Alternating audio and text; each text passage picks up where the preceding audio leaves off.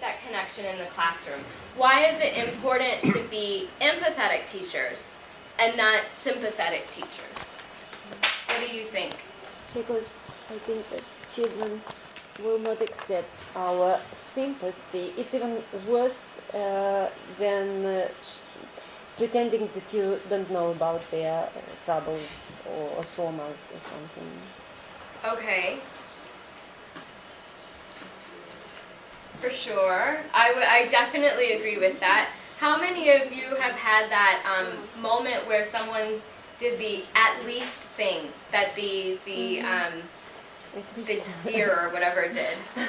How did you feel in that moment? When someone said, you said, oh, this is happening, and they're like, well, at least X, Y, and Z, you probably didn't feel like happy about the communication, right? You were kind of like, well, that's the last time I'm telling them something. The last thing I want to hear is at least, and then there's a silver lining, right? And so I agree with you that I think not only children, but also adults, when you create that kind of environment, they just shut down, or they're not likely to continue to try to communicate with you, right?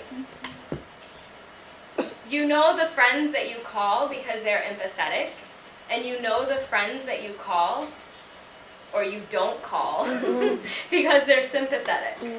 And so in the classroom, what we're trying to do is we're trying to create this environment that feels safe for the children. And oftentimes what they need is to feel the connection, right? Because one of you said earlier that you're like the second parent. And even when you're working with university or adults, you're not obviously the second parent, but people tend to respond better to you if you have more of an empathetic approach. And so that's why we want to focus on empathy when we're working with students who are struggling with trauma or chronic stress. Okay, so an empathetic approach also reminds us that children have had or have currently little control over their lives. And so when they do things, we want to remind ourselves that oftentimes we react, and our reaction is based on the idea that they understand what they did. And they understand why what they did was not acceptable. And it could be that they should understand. But we also have to look at what happened and why they might have reacted in that way. So for example, last week we talked about asking students who have had a traumatic incident or feel chronic stress, possibly to do a role play. Everybody else in the class is doing a role play, and we ask them to do a role play and they say no. And instead of thinking like, well, why did they say no? We think, well, everybody else is doing a role play. Why are you being so difficult? You know, and then they become difficult rather than maybe the role play is terrifying for them at that moment because they don't feel comfortable. They don't feel safe. And so just thinking about what occurred whenever there was a moment when somebody acted out, why they acted out, so getting to know them and what would make them comfortable, and understanding what you or I, as an educator, need to do to bridge the trauma, to make them feel safe. So if I understand that I have some students in the classroom who don't feel safe, I have to think about how can I teach in a way that allows them to build into doing a role play. Instead of just saying, okay, first time role play, go, you know, we would have to structure it in and give them enough structure so that they would feel eventually comfortable standing up in front of the entire class doing a role play. And these are not just students with trauma, right? Many students also have anxiety concerning their ability to speak English and to go in front of the entire class and do a role play. Okay, so the role of empathetic educators requires that we don't punish students for behaviors they cannot control, including defiance. This is very difficult because as educators, we've been taught to punish students who are defiant, right? So this is almost going counterculture to what we learned. So one of the reasons for this, when I was reading through the literature, is that when you're treating the students in this way, you're creating more of a gap between you and the student and less of a bridge, right? If you're punishing them and maybe you're sending them out of the room, or you're making them do this, or you're making them do that, it's a disconnection. And so instead, we want to focus on more positive behavioral classroom management techniques. So I have on YouTube one of the workshops that I've done previously on positive behavioral management techniques. And I encourage you to look at that for more information on what that looks like and what that is like. Use a sensitive, positive, and responsive approach. So making sure also that we know who our students are. That's the key.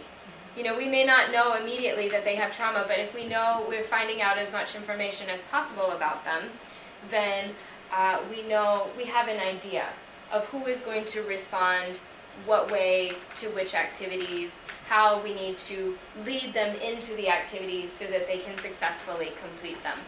And then they also say, avoid overcare and too much sympathy. Again, because as we saw in the video, sympathy creates a disconnect between you and the students that you're trying to work with and to help. Okay. So one of the things that we can do is behavioral plans, and this is for all students. This is not just, one student, because that would also create a rift, right? If you're like, oh, you're the one student I think that needs a behavioral plan. Here, let's work together on your behavioral plan. And the student's like, why didn't you give it to anybody else? Obviously, you have a concern about me, and how's that going to make them feel, right? So they should be for all, and basically what it does is it maps out what appropriate behaviors are, and then students can work on practicing these appropriate behaviors. So you make it very clear about, when is listening time, when is speaking time, all of that kind. So you can see that a behavioral plan is not for secondary school or for university, right? They would be like, what is this? It works much better with much younger learners, also because the younger learners haven't quite mastered their ability to control their emotions, their reactions, things like that yet. Okay, and it also helps students to see that there are aspects that they can control in their lives. They can control their anger, even though they don't think they can. They can control a lot of things. They have to be taught strategies, but they can use the coping mechanisms. And like I said, they may not yet have inner control if they're young. Okay. Strategies. So how we can make sure that in our classroom we're creating this safe environment is by giving explicit instruction. So this is very important so that the students know exactly what you are expecting from them and their behavior. Whether it be a group or a pair or individually, what they should be doing. And when we do this, obviously, as you all know, we're also trying to do it in several ways. So we do it orally. We also maybe have written things down on the board, so if they don't remember, they can look up and they know what's expected and they feel a sense of support. Consistent, positively oriented instruction. So this is also an example from the positive classroom management. But when you see students writing, taking notes, and you say, very good X, Y, and Z, A, B, and C. I see that you're taking notes. That shows me that you're listening to me.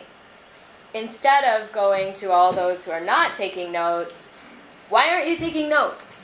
How do I know you're paying attention if you're not taking notes? Repeat what I just said, right? So there's a very different interaction between that. Number 3, an environment where students can contribute actively. So when they have more of a chance to engage and to share with each other, they feel better because they feel like they have more ownership over the activities. They're more interested in the activities. There's less teacher talk. And so that's better. Number 4, intentional thinking skills instruction. So basically what this looks like is that whenever you're asking them to do something, you act it out or you model it. So this could be, if we're again going back to the idea of the role play, we do a sample role play together, and then the students do the role play so they know the sample shows them what's expected.